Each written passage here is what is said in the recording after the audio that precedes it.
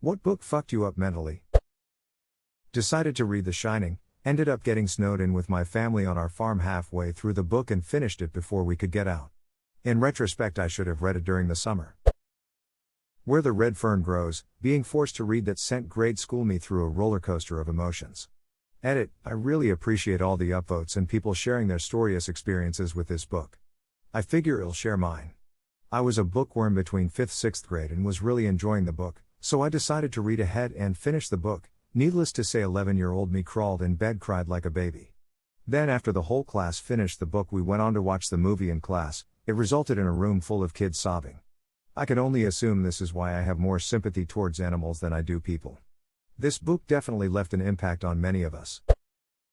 I Have No Mouth, and I Must Scream gave me nightmares. Did you know this spawned a really messed up game?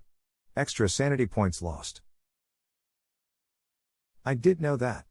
I never played it though. Never had the opportunity.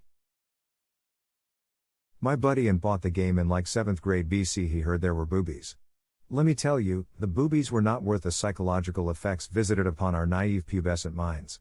I got obsessed with a hate monologue, had it written down in the notebook I left behind in class, ended up with a significant parents-teacher conference regarding my mental stability. If it had happened during the school shooting era, I probably would have gotten expelled. Lol. Edit, post-Columbine era, as another user pointed out, is a better description.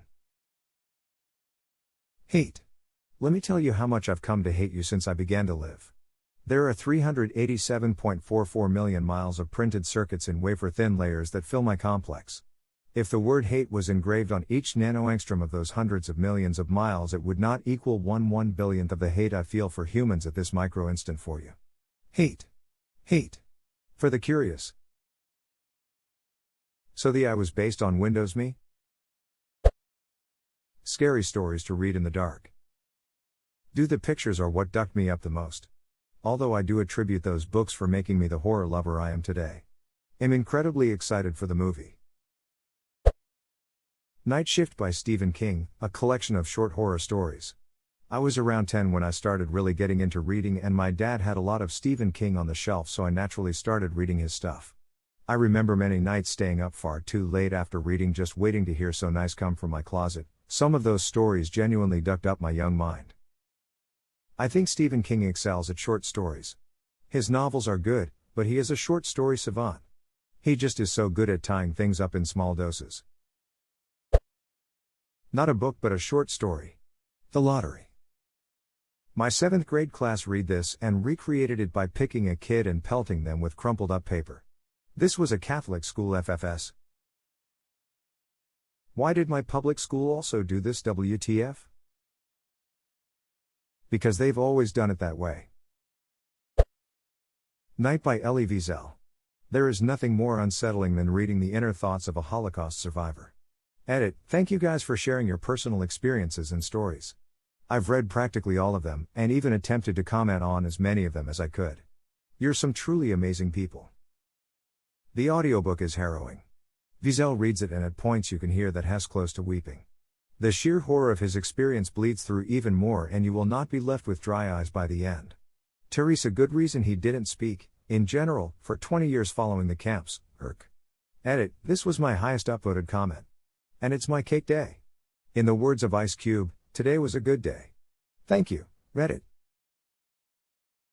A man who went to my church when I was growing up was in one of the first jeeps to arrive at the gates of Buchenwald, the camp Wiesel was liberated from. Most people remember him as being in Auschwitz, but he was moved to Buchenwald just before the camps were liberated. He never spoke about it. So many teenagers would try to ask him questions for school history projects, and he'd always politely decline. Aside from a simple, matter-of-fact, yeah, I was there, he never discussed what he saw. And it's hard to blame him.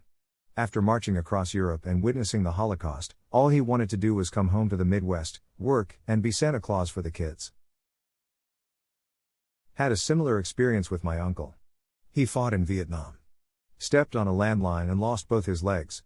20-ish years later, I was given a project to write a report on an American hero.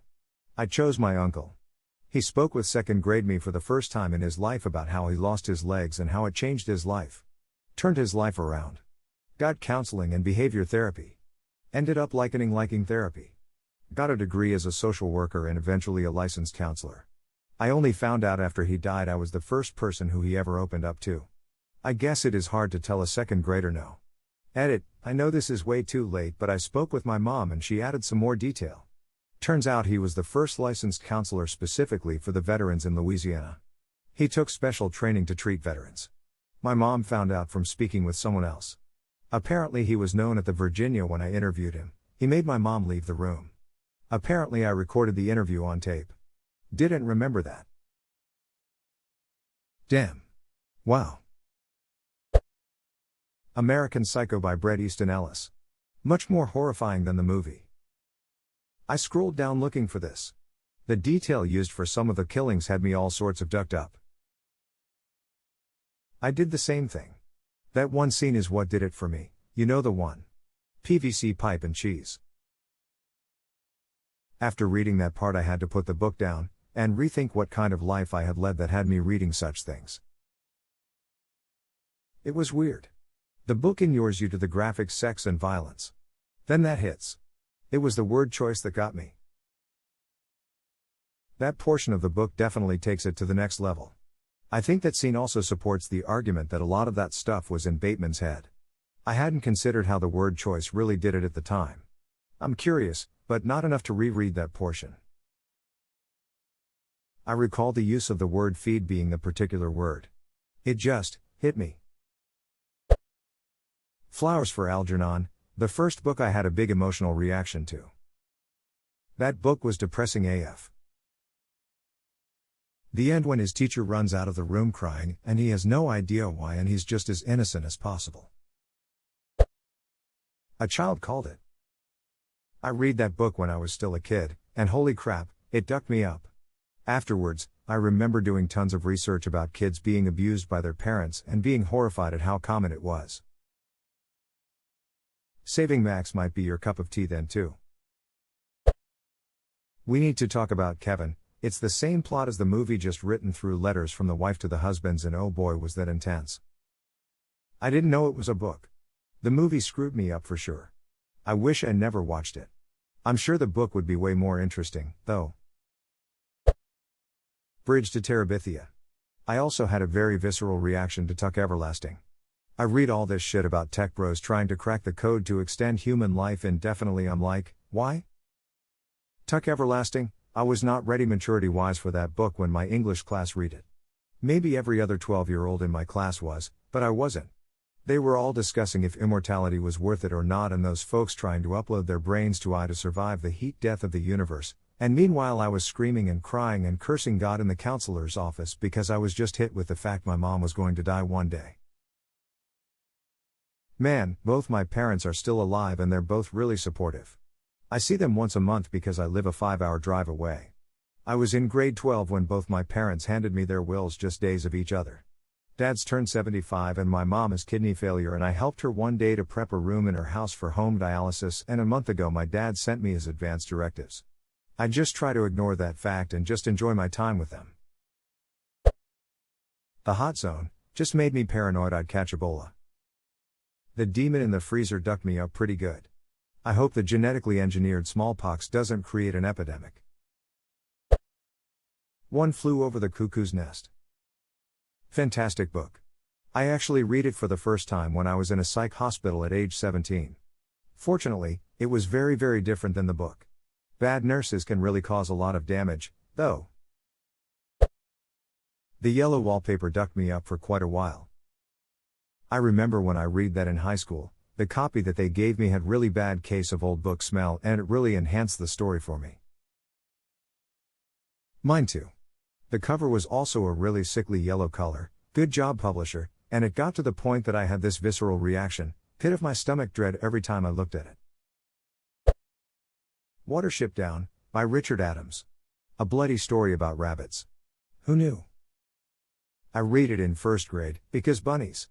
I only remembered it being about bunnies finding a new home. Then I read Plague Dogs in high school, thought, this book is ducked up.